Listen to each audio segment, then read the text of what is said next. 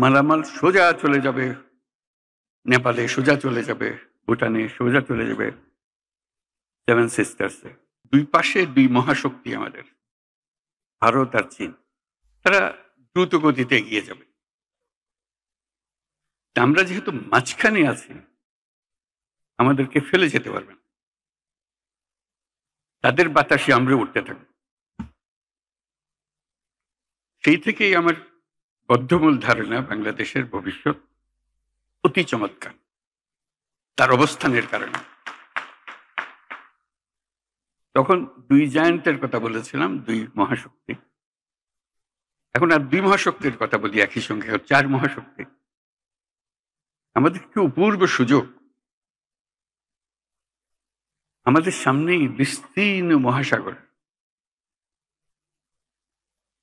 আমাদের উপকূল ভূমি, সাগরের সঙ্গে আমাদের লাগোয়া উপকূল। এই একটা মস্ত বড় সুযোগ, পৃথিবীর দরজা আমাদের সামনে খোলা। আমরা দিন ব্যবহার করতে জানিনি, এখন যে মুহূর্তে এটার ব্যবহার শুরু করব, আমাদের অর্থনীতিকে লোহার দড়ি দিয়ে বেঁধে রাখতে পারবে না।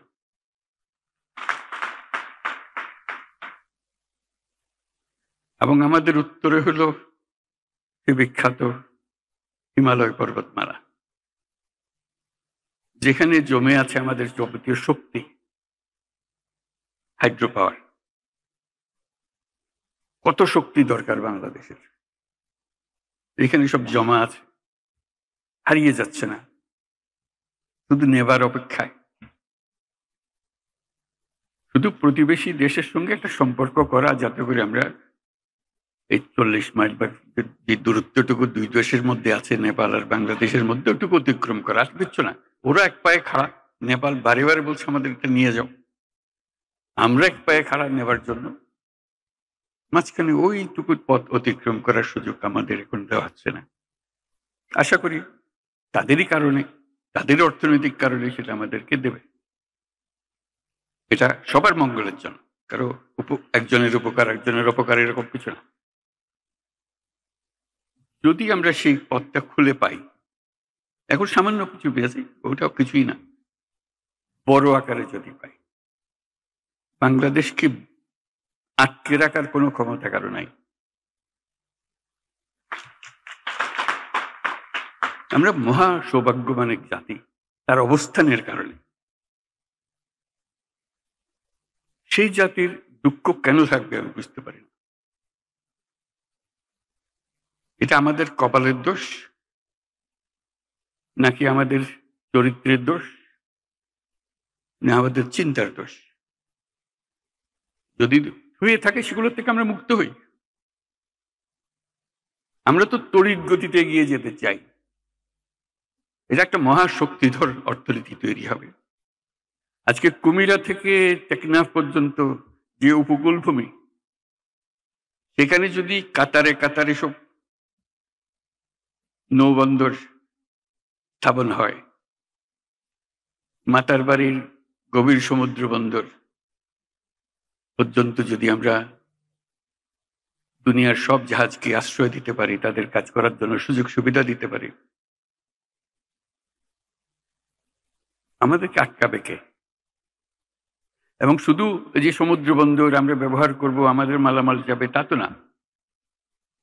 আমাদের একটা নিজস্ব অর্থনৈতিক অঞ্চল আছে, সেই অঞ্চলটাকে আমরা এখনো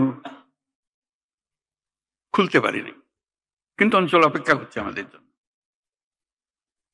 আমাদের অঞ্চল হলো, উত্তরে হলো নেপাল আমাদের অঞ্চল। নেপালের সৌভাগ্য, তারা হিমালয় পর্বতের পাদদেশে আছে। দুর্ভাগ্য হলো সমুদ্রের দেখা তাদের হয় না। তাদের সমুদ্র দেখতে হলে আমাদের মাঝখান দিয়ে দেখতে হবে, আমাদের মাধ্যমে দেখতে হবে। সে পথ আমরা করে দিই, আমরা একসঙ্গে যৌথ অর্থনীতি গড়ে তুলি। তার সমুদ্রের অভাব, আমার পর্বতের অভাব, হাইড্রো, দুই অভাব একসঙ্গে পূরণ করি দুজনে। ভুটান একই কাণ্ড, তারও সমুদ্র দর্শন হয় নাই, তাকে সমুদ্রে আসতে হলে আমার পথ দিয়ে আসতে হবে, আমরা তাকে স্বাগত জানাই। তেমনি ভারতের পূর্বাঞ্চল একই অবস্থা। নেপালের যে অবস্থা, ভুটানের যে অবস্থা, নেপাল ভারতের সেভেন সিস্টারের একই অবস্থা। তার সমুদ্র দর্শন তার হয় না, হবে না। তার সঙ্গে আমরা যোগ দিই একসঙ্গে এই অর্থনৈতিক অঞ্চল। আমাদের যে সমুদ্র বন্দর, তাদের মাল আনা নেওয়া করবে, আমাদের মাল আনা নেওয়া করবে, তাদের কাছে যাবে, তাদের অর্থনীতি আমাদের অর্থনীতি দুই একসঙ্গে জাগবে। তারাও খুব কষ্টের অবস্থায় আছে, তারা খুব ভালো অবস্থায় নেই। তারা এই সুযোগ পেলে তারাও আনন্দিত, তাদের ব্যবসা আমাদের ব্যবসা রমরমা ব্যবসা হবে, একসঙ্গে ব্যবসা হবে। এগুলো বললাম এই জন্য আমরা ভবিষ্যৎ সম্বন্ধে অনেকটা হতাশায় ভুগি। হতাশার তো কারণ নাই, এটা আনন্দের বিষয়। আমাদের যে অবস্থান, যে সুযোগ সুবিধা, শুধু সেগুলোকে আহরণ করা, কাজে লাগানো। প্রক্রিয়া শুরু হয়েছে, এই প্রক্রিয়াকে জোরদার করা, যাতে করে আমরা এই অর্থনৈতিক অঞ্চল গড়ে তুলতে পারি। মালামাল সোজা চলে যাবে নেপালে, সোজা চলে যাবে ভুটানে, সোজা চলে যাবে সেভেন সিস্টার্সে।